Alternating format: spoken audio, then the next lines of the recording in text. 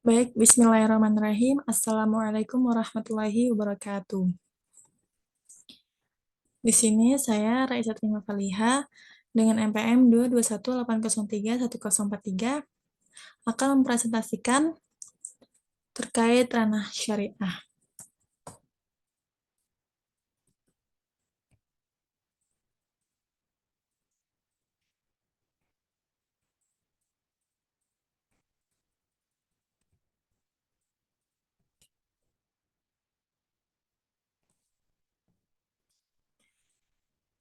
Syariah secara etimologis berarti jalan ke sumber air, karena siapa saja yang mengikuti syariah akan mengalir dan bersih jiwanya. Menurut Al-Tahanwi, syariah merupakan hukum-hukum yang telah ditetapkan oleh Allah bagi hamba-hambanya yang dibawa Nabi, baik yang berkaitan dengan perbuatan dan amaliyah yang dikodisifikasikan dalam ilmu fikih ataupun yang berkaitan dengan kepercayaan yang dinamakan hukum-hukum pokok dan i'tiqodiyah yang dikodifikasikan dalam ilmu kalam. Dapat disimpulkan bahwa syariah mencakup hukum-hukum dalam menjalankan syariat Allah yang sesuai dengan Al-Quran dan As-Sunnah.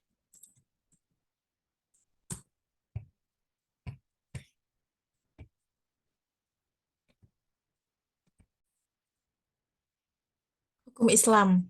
Hukum Islam berasal dari dua dasar kata, yaitu hukum dan Islam. Secara sederhana, hukum dapat dipahami sebagai peraturan-peraturan atau norma-norma yang mengatur tingkah laku manusia dalam suatu masyarakat, baik peraturan atau norma itu berupa kenyataan yang tumbuh dan berkembang dalam masyarakat maupun peraturan atau norma yang dibuat dengan cara tertentu dan ditegakkan oleh penguasa. Sedangkan Islam secara sederhana berarti agama Allah Subhanahu wa taala yang dibawa oleh Nabi Muhammad Shallallahu alaihi wasallam untuk disampaikan kepada manusia agar mencapai kesejahteraan hidup baik di dunia maupun di akhirat. Maka dapat disimpulkan bahwa hukum Islam merupakan seperangkat norma atau peraturan yang bersumber dari Allah dan Nabi Muhammad SAW untuk mengatur tingkah laku manusia di tengah-tengah masyarakat.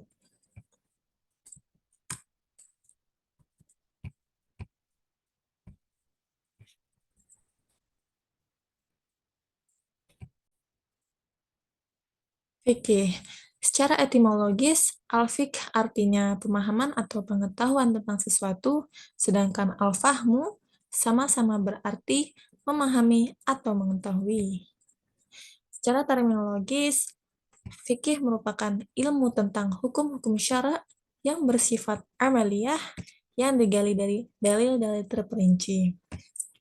Sedangkan objek ilmu fikih itu sendiri yakni perbuatan orang mukallaf atau orang yang terbebani, yang sudah terbebani hukum syariat atau yang sudah dewasa. Manusia beserta dinamika dan perkembangannya. Perbedaan syariah dan fikih. Fikih berasal dari pemikiran manusia, sedangkan syariah berasal dari Allah dan Rasul-Nya. Fikih bersumber dari kitab-kitab fikih, sedangkan syariah bersumber dari Al-Quran dan kitab-kitab hadis. Fikih bersifat instrumental, cangkupannya terbatas pada hukum-hukum yang mengatur perbuatan manusia, sedangkan syariah fundamental, cangkupannya luas karena oleh sebagian ahli dimasukkan juga akidah dan akhlak. Fikih itu relatif dan dinamis, sedangkan syariah itu mutlak atau absolut dan berlaku abadi. Fikih berjumlah lebih dari satu, sedangkan syariah hanya satu. Fikih menunjukkan keragaman dalam Islam, sedangkan syariah menunjukkan kesatuan dalam Islam.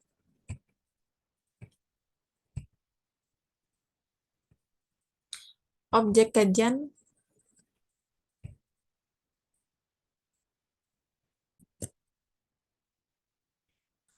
kajian atau ruang lingkup syariah.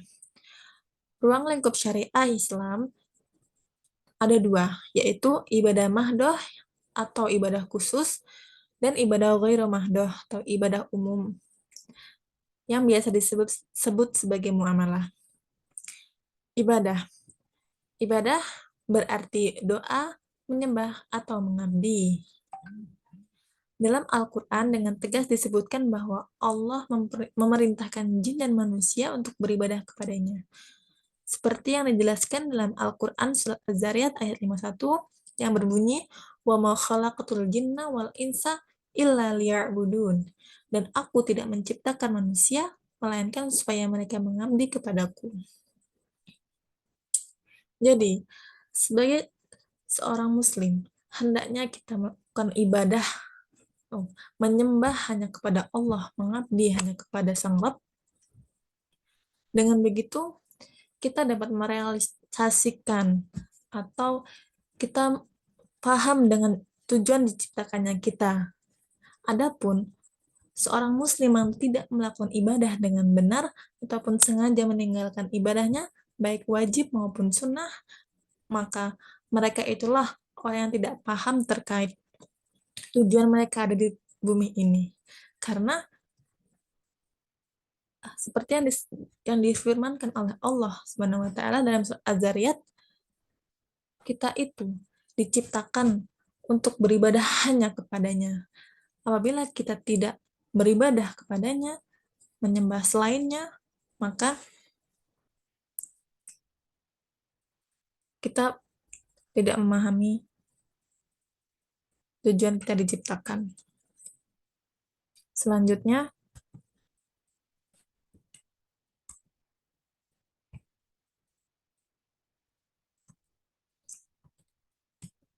toharoh. Toharoh merupakan kondisi di mana seorang bersih dari hadas dan najis, sehingga layak melakukan kegiatan ibadah. Najis itu sendiri merupakan kotoran yang membuat seorang muslim wajib mensucikan diri dari apa yang dikenainya. Sedangkan hadas merupakan kondisinya, kondisi seseorang di mana ia memiliki, ketika seseorang itu memiliki hadas, wajib berwudu ataupun mandi sebelum melakukan kegiatan ibadah. Adapun sarana yang digunakan untuk melakukan toharoh, yaitu dengan air, tanah, batu ataupun tisu yang bersifat suci dan mensucikan. Sarana air, banyak sekali di sekitaran kita seperti air hujan, itu termasuk ke dalam kategori air yang suci dan mensucikan. Air sungai, meskipun warnanya berubah, seperti sungai-sungai pada umumnya berwarna coklat, namun apabila air sungai itu melimpah, maka air itu masih bersifat suci dan mensucikan. Karena batasan ciri-ciri air yang suci itu, ketentuan air yang suci dan mensucikan adalah lebih dari 2 kulah dan bersifat mengalir, tidak berdiam atau tidak menggenang. Itu. Kemudian untuk hadas, hadas dibagi menjadi 2, hadas kecil dan hadas besar. Hadas kecil contohnya seperti air kencing, setelah membuang air kencing, ataupun kentut setelah buang air besar. Nah, hadas kecil dapat disucikan hanya dengan berwudu saja apabila ingin melakukan sholat. Akan tetapi, adapun hadas besar, seperti setelah kita mengalami haid, ataupun kita setelah junub, kita wajib untuk mandi wajib sebelum melakukan kegiatan ibadah. Hadas kecil bisa disucikan dengan berwudu, sedangkan hadas besar hanya bisa disucikan dengan mandi wajib. Kemudian sholat. Sholat merupakan bentuk ibadah kepada Allah Subhanahu wa taala yang terdiri dari gerakan-gerakan dan ucapan-ucapan yang dimulai dari takbiratul ihram hingga salam dengan syariat dan rukun tertentu. Salat yang diwajibkan, salat diwajibkan Allah kepada umat manusia sebagaimana firman Allah dalam surat An-Nisa ayat 103. Ya, yang berbunyi, Ya ayyuhalladzina amanu kanat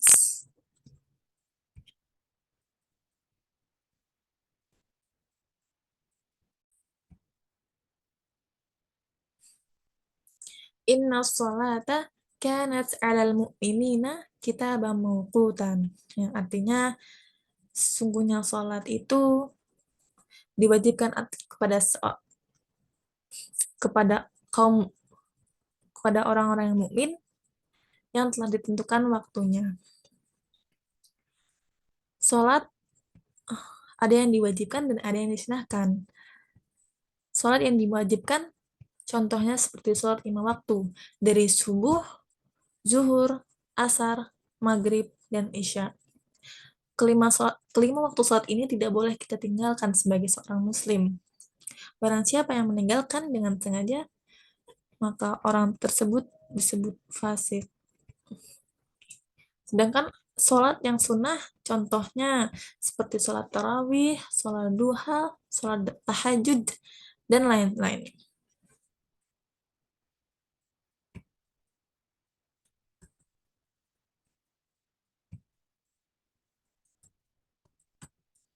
Puasa. Puasa yaitu menahan makan dan minum, serta dari penyebab yang membatalkannya sejak terbit fajar hingga terbenam matahari. Allah berfirman dalam surah Al-Baqarah ayat 103 terkait kewajiban puasa yang berbunyi, Ya ayyuhalladzina amanu kutiba alaikumusiyam kama kutiba alal ladzina min qablikum la'allakum tattaqun. Yang artinya, wahai orang-orang yang beriman, berpuasalah kamu sebagaimana yang telah diwajibkan pada umat-umat sebelum kamu. Dalam konteks ayat ini, kita ketahui bahwa Allah mewajibkan seorang muslim untuk berpuasa sebagaimana yang dahulu telah ditetapkan oleh Allah kepada orang-orang zaman dahulu, umat terdahulu, bahwa puasa wajib dilakukan. Jadi pada umat-umat terdahulu kewajiban puasa itu sudah ada. Bedanya perbedaan kita dengan umat-umat terdahulu dari wahyunya dan nabi dan para rasul yang menyampaikannya pun berbeda. Zaman dahulu belum ada sholat seperti kita dari takbiratul ihram sampai salam.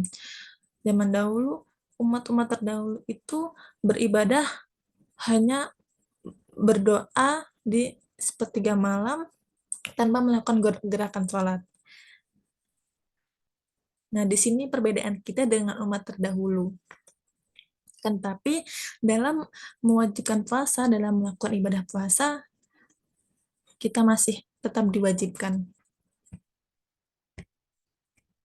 Karena dilihat dari konteks kesehatan, puasa juga berakibat baik bagi tubuh kita sendiri, berakibat baik bagi tubuh kita.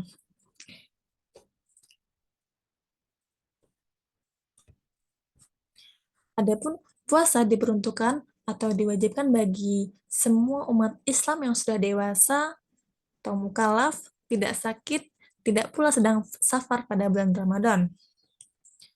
Apabila tidak dapat menunaikan puasa atau sedang beruzur, maka seorang muslim tersebut wajib mengqadha atau mengganti puasanya terkait puasa Ramadan pada hari lain. Karena kewajiban puasa ini wajib dilaksanakan. Apabila tidak melaksanakan dengan sengaja ataupun tidak sengaja, tetap harus mengqadhanya atau mengganti dengan hari lain. Adapun uzur untuk tidak melakukan puasa yaitu sakit karena masih anak kecil, Ya, karena ya sedang safar pada bulan Ramadan. Selanjutnya, adapun puasa yang diwajibkan yaitu puasa Ramadan. Nah, akan tetapi terdapat pula puasa-puasa sunnah, di antaranya puasa Senin Kamis, puasa Arafah, yakni 9 Zulhijjah, puasa hari Asyura, yakni 10 Muharram, puasa 6 hari bulan Syawal, dan puasa 3 hari pertengahan bulan-bulan Komariah, atau biasa yang disebut Ayamul Bid, dan puasa Daud.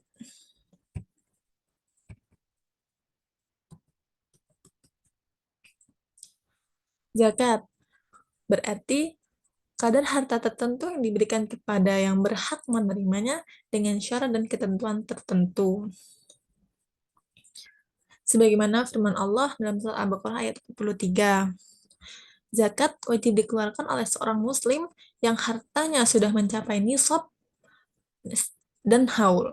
Nisab sendiri bermakna kadar zat sesuai dengan ketetapan kadar zat, sedangkan haul sesuai dengan ketentuan waktu zakat. Zakat dibagi menjadi dua, yaitu zakat fitrah dan zakat mal. Zakat mal merupakan zakat yang dikeluarkan oleh seorang muslim dengan tujuan untuk membersihkan hartanya. Sedangkan zakat fitrah merupakan zakat yang dikeluarkan oleh seorang muslim untuk membersihkan jiwa-jiwanya. Zakat mal dikeluarkan apabila harta kekayaan sudah mencapai nisab ataupun haul, sedangkan zakat fitrah dikeluarkan setiap tahunnya pada bulan Ramadan sebelum melaksanakan sholat Idul Fitri. Perhitungan zakat fitrah, setiap muslim memiliki kadar zakat fitrah yakni 25% atau atau sebanyak 2,5 kg beras. Ini dalam artian 2,5 kg bahan pokok pada daerah tertentu. Misalkan di Indonesia, kita makanan pokoknya beras, maka kita wajib mengeluarkan zakat fitrah sebanyak 2,5 kg beras. Tapi berbeda dengan di daerah lain, misalkan di Inggris. Mungkin makanan pokok mereka itu gandum, maka mereka mengeluarkan 2,5 kg gandum. Ataupun daerah-daerah lainnya, seperti Timur Tengah. Adapun perhitungan zakat barang-barang yang kita miliki, yakni perhitungan zakat barang-barang ini lebih kepada zakat mal. Ada beberapa ketentuan, di antaranya yang pertama, kepemilikan zakat perak, zakat emas dan perak atau sejenisnya telah mencapai nisab. Dengan nisab emas atau ketentuan kepemilikan emas 93,6 gram dan perak 624 gram, wajib dizakatkan 2,5% dari kadarnya. Sedangkan barang dagangan hasil tambang zakatnya sama dengan emas. Yang ketiga, binatang ternak seperti unta, nisabnya 5 ekor. Apabila memiliki ternak unta sebanyak 5 ekor, maka wajib mengeluarkan zakat seekor kambing umur 2 tahun. Kemudian sapi yang nisabnya 30 ekor. Apabila memiliki sapi yang jumlahnya sebanyak 30 ekor, maka wajib mengeluarkan zakat, yaitu seekor anak sapi atau kerbau berumur 2 tahun. Kemudian kambing nisabnya 40 ekor. Apabila memiliki ternak kambing sebanyak 40 ekor, maka wajib mengeluarkan zakat seekor kambing umur 2 tahun.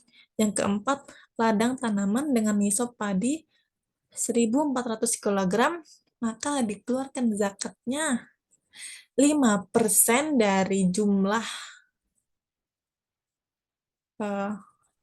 ladang tanaman yang dimiliki apabila dibantu dengan menggunakan alat pengairan.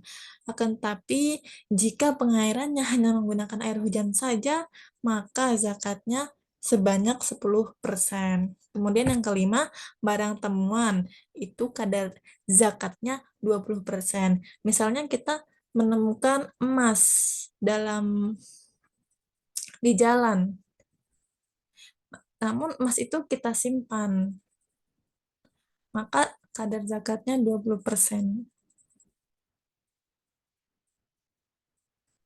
Ataupun barang-barang yang lainnya.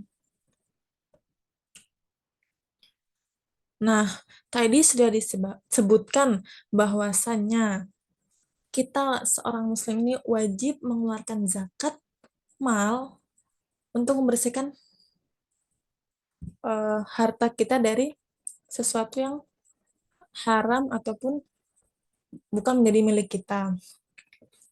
Lalu kemanakah uh, harta tersebut dikumpulkan dan diberikan kepada siapa harta tersebut?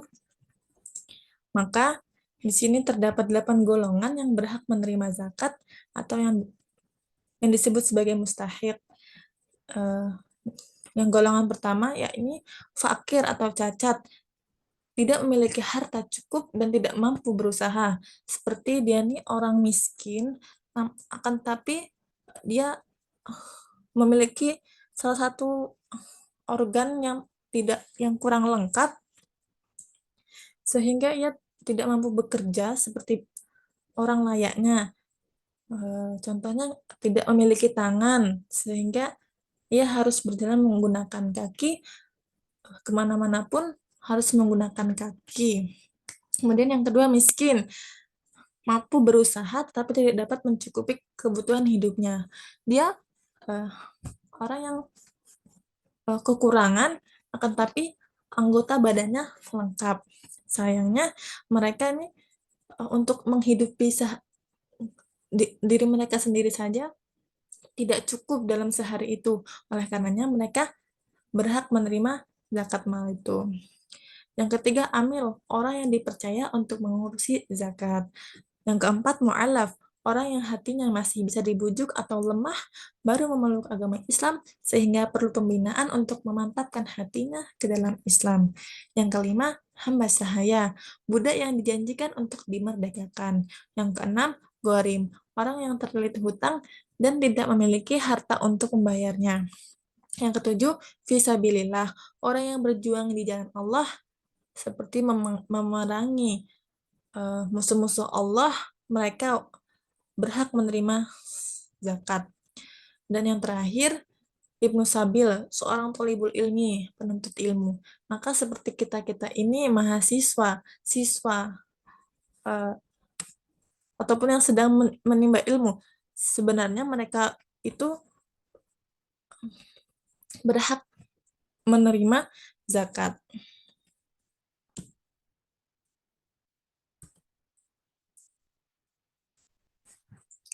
Kemudian haji.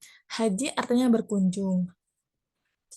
Dengan pengertian secara luas, haji adalah berkunjung ke Baitullah atau Ka'bah di Mekah untuk melakukan serangkaian ibadah untuk memenuhi panggilan Allah dan mengharap ridhonya. Dalam pelaksanaan ibadah haji terdapat rukun dan wajib haji. Rukun haji tidak boleh ditinggalkan. Kalau ditinggalkan maka hajinya batal. Sedangkan wajib haji bila ditinggalkan, tetapi harus diganti dengan membayar dam atau denda, yaitu dengan menyembelih seekor kambing. Adapun yang termasuk rukun haji yakni ihram, wukuf di Arafah, tawaf ifadah, sa'i, tahallul atau bercukur, tertib atau berurutan. Nah, di sini maksud dari tertib atau berurutan, jika dari rangkaian pertama sampai kelima tidak dilakukan secara berurutan, maka itu termasuk tidak melakukan rukun ibadah, rukun haji, di mana apabila kita tidak menjalankan rukun haji, maka hajinya batal. Jadi sia-sia saja kita berhaji apabila tidak sesuai dengan rukun haji. Kemudian yang termasuk wajib haji adalah niat ihram dari miqat, mabit atau bermalam di Musdalifah, mabit di Mina, melontar jumrah Aqabah tanggal 10 Zulhijjah, melontar jumrah ula, wusta, dan Aqabah pada hari tasyrik, tawaf wada, menjauhkan diri dari larangan-larangan pada waktu haji. Apabila ketujuh wajib haji ini tidak dikerjakan, maka seorang itu wajib membayarkan dam atau denda dengan menyembelih seekor kambing. Kemudian muamalah. Muamalah berarti hukum amaliyah selain ibadah.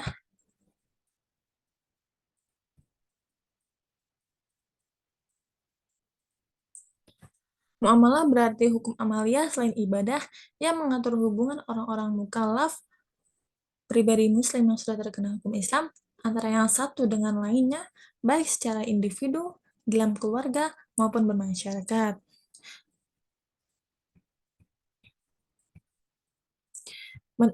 Menurut Abdul Wahab Khalafi, ruang lingkup dalam bidang muamalah meliputi yang pertama, hukum permasalahan personal atau keluarga, hukum perdata, hukum pidana, hukum acara peradilan, hukum perundang-undangan, dan terakhir hukum kenegaraan. Penerapan hukum syariah. Penerapan hukum syariah dikenal dengan nama Ahkamul Khamsah atau hukum yang 5, yaitu wajib, sunnah, mubah, makruh, dan haram. Wajib artinya ibadah yang harus dilakukan, apabila tidak dilakukan akan mendapat dosa. Sunnah adalah ibadah yang bila dikerjakan mendapat pahala, dan jika tidak dikerjakan tidak apa-apa, tidak mendapat pahala dan dosa. Kemudian mubah artinya perbuatan yang boleh dilakukan dan tidak berdosa, tidak pula mendapat pahala jika tidak melakukan. Yang keempat adalah makruh, yaitu ibadah yang jika dilakukan tidak apa-apa, namun jika ditinggalkan maka mendapat pahala. Yang kelima adalah sebuah perbuatan yang dilarang untuk dilakukan. Apabila suatu perbuatan itu dihukumkan sebagai haram, akan tetapi kita tetap melakukannya, maka kita akan mendapat dosa. Fungsi syariah memberikan bimbingan dan pengarahan positif kepada manusia agar dapat melaksanakan tugasnya dengan benar menurut kehendak Allah Subhanahu wa taala. Fungsi syariah Islam ada dua, yakni menunjukkan dan mengarahkan kepada pencapaian positif sebagai hamba Allah Subhanahu wa taala, seperti tercapainya kebahagiaan abadi, hidup di dunia dan akhirat. Yang kedua, menunjukkan dan mengarahkan manusia kepada tujuan dalam misi hidup sebagai khalifah Allah, yaitu kesejahteraan lahir dan batin, terhindar dari kesesatan. Yang terakhir, terima kasih telah memperhatikan saya. Saya akhiri. Apabila ada benarnya, itu datangnya dari Allah, dan apabila ada kesalahannya, itu datangnya dari saya pribadi. Saya akhiri. Wassalamualaikum warahmatullahi wabarakatuh.